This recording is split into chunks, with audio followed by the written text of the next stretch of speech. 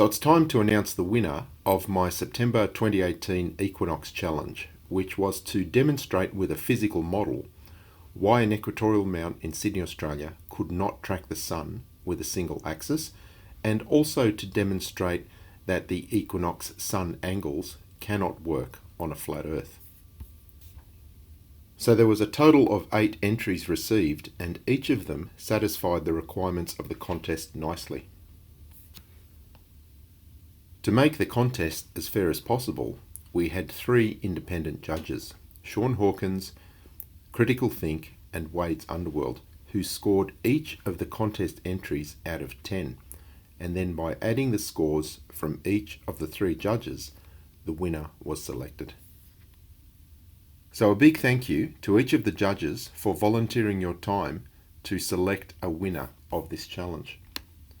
And to each of the 8 contestants who submitted an entry, I want to offer my personal thanks because I know some of you dedicated quite a lot of time and effort to your entries.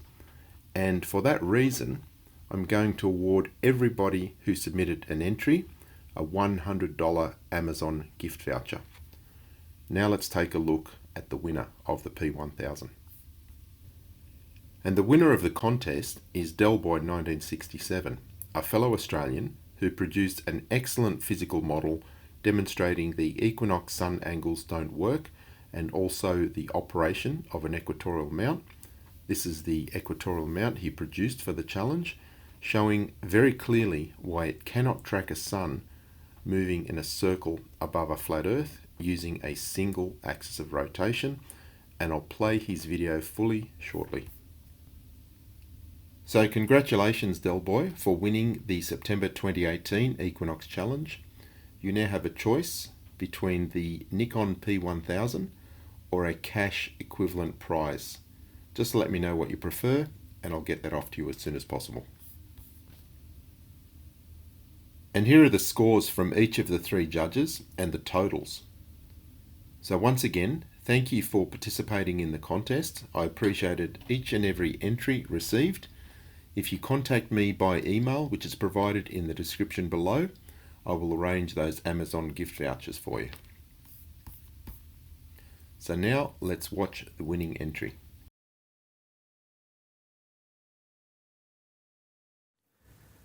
This is my physical model of the flat Earth for Wolfie 6020's Flat Earth Equinox Challenge.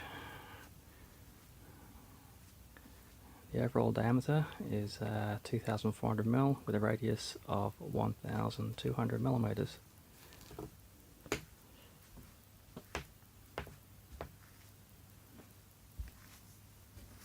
So we have a radius of 1,200 millimeters.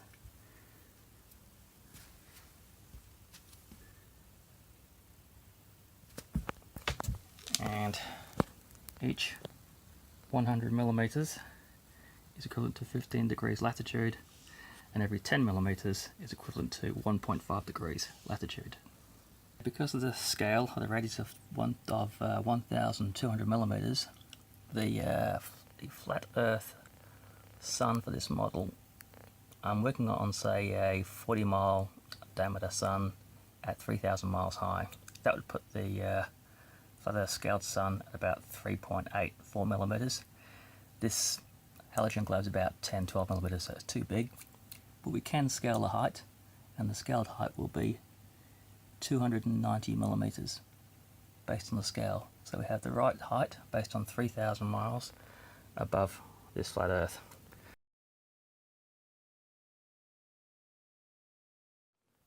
Okay, I've got the nails lined up from 60 degrees north to 60 degrees south.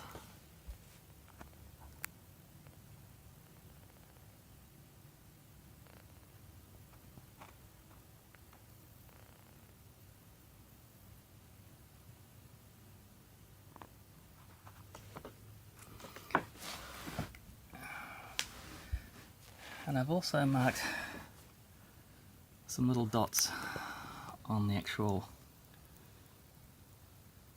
map itself, a little pointer, and what this will do is that with these little dots through here, they're actually lined up east and west. So you've got north, south and latitude, and we've got east and west from that position. So during when I parked the light source for sunrise on the east, we should get a shadow pointing directly out to the west side on all these latitudes going through here. What I've also done is, like we also on the equator, we know in reality that the shadow follows in a straight line over the equator. So we should see a straight shadow from all these nails on the board through here. This demonstration has been replicated using a physical globe and using a single point light source in the previous challenge, and it worked extremely well. So let's see how this one goes. Okay, we've got the sun positioned at 90 degrees, parked over the equator. This is to simulate the sunrise on a flat earth. So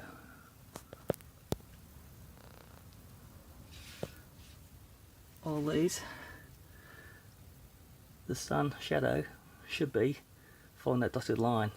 You can see the actual shadow angles are incorrect.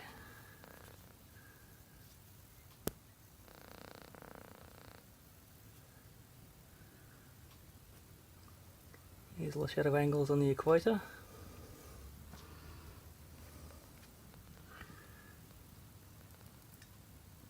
And even high as 60 north. Not following. Shadow path should be facing west. So what we're going to do now, we'll place the sun in motion. See what happens.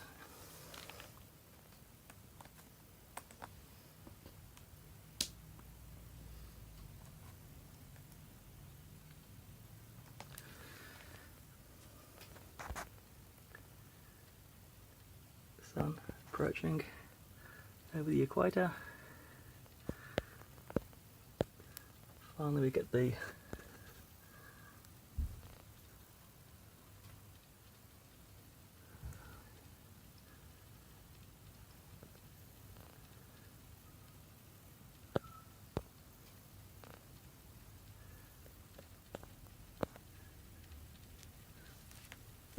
again, we'll stop it.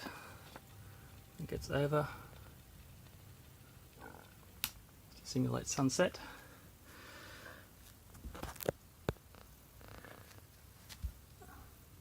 As we can see,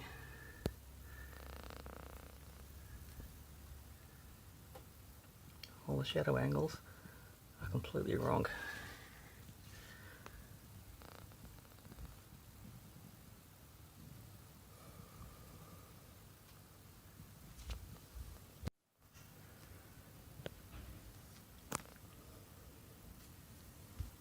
As we can see again, following the equator, the only time the sun casts no shadow is directly over local noon. And then we have no shadow.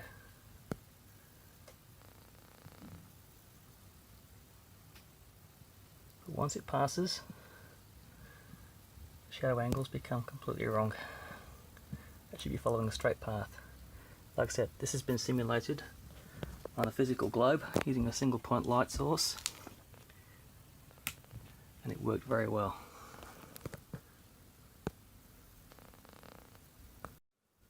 Okay, that's sunrise.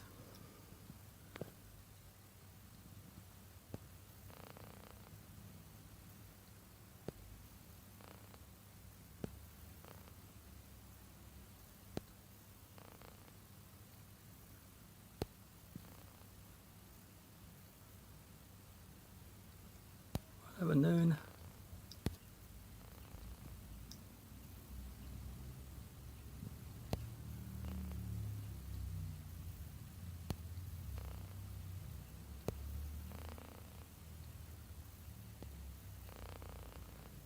And sunset.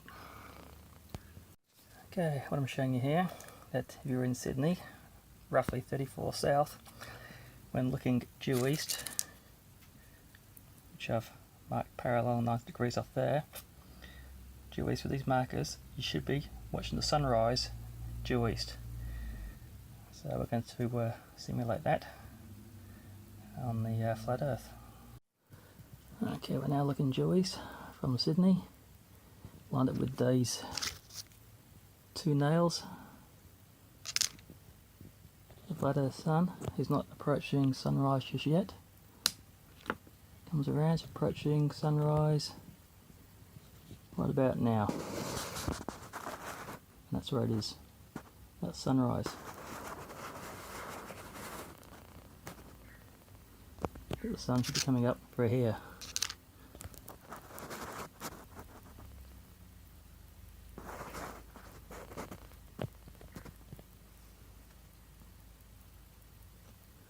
Yes, the sun should be rising directly up, coming up east, arcing over. That's not what's happening.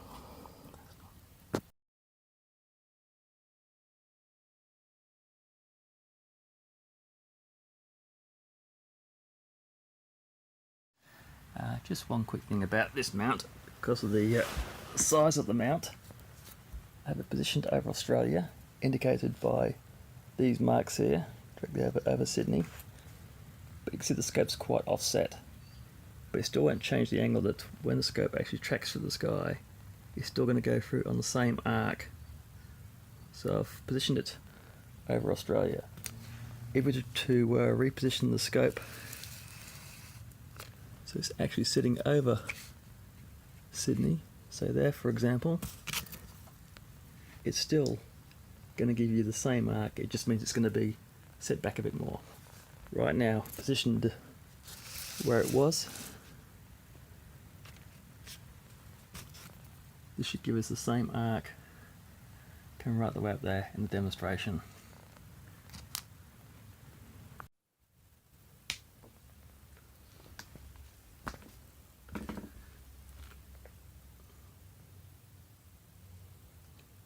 See it tracking up, completely different path.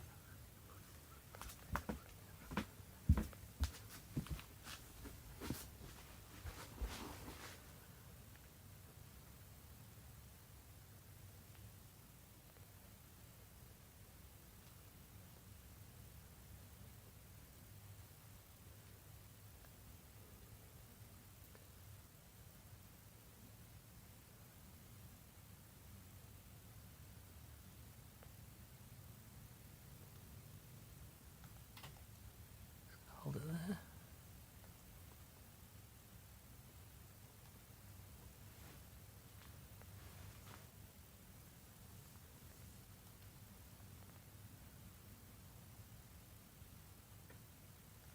And eventually it loses tracking again.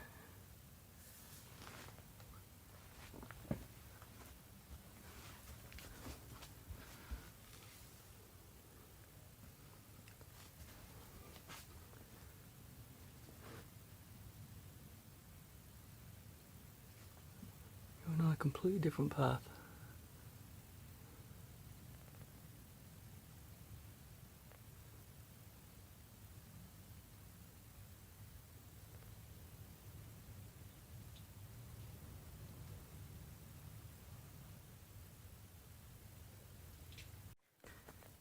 Right, it's proving to be quite difficult to get this right because as the sun's coming around, different speed, it speeds up through here, so I've got to keep throttling the Equatorial mount to speed up to track the sun even faster through here as it does over through. Well, it's not going to track the sun through this way, it's way off track, it's going in a different direction altogether.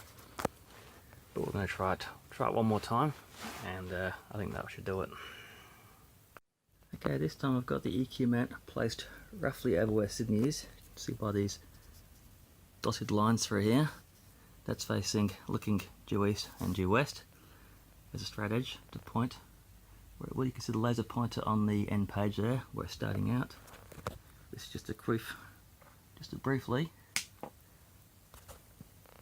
as the mount starts to rotate.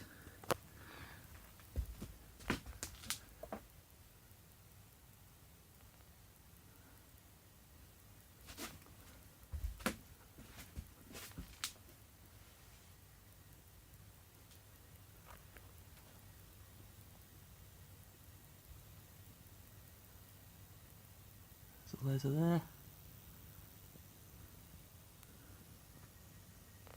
And there we go, setting due west. So the sun's circling around, ready for sunrise. The Equatorial mount turned on. And sunrise through there.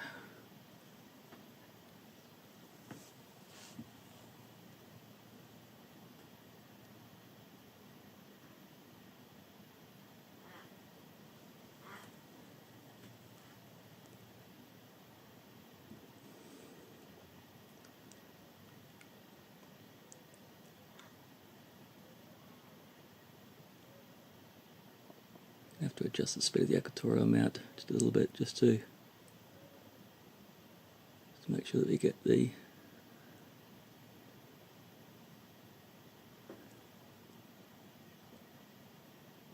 pick up the tracking. Just stop it there for a second.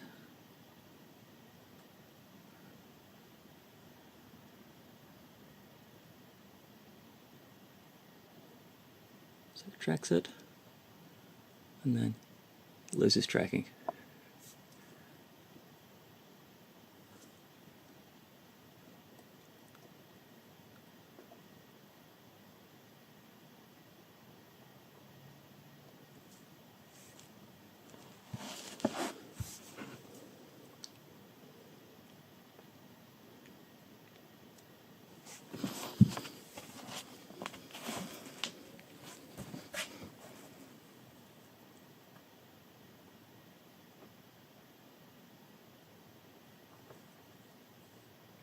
But as you could see from the couple of demos we did, following a completely different path, and only within this small section through here was it able to actually track the sun.